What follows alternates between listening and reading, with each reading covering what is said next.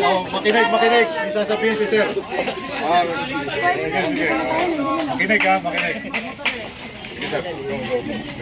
Una sa lahat, thank you sa family na to. Kasi 2017 kasi may nagre-recruit na sa akin na partner dito sa Then nakita ko yung ulit-ulit na post ni Ed sa Philippine HR! Welcome yung mga kabataan, like yung mga ganyan kasi sa ibang team wala naman.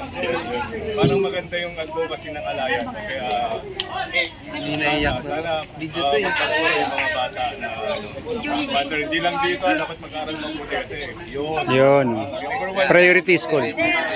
kahit paulit-ulit kayo magtapos na sa pag-aaral, mag-aral pa rin. Kasi ganun din yung gagawin ko sa Canada, kaya ako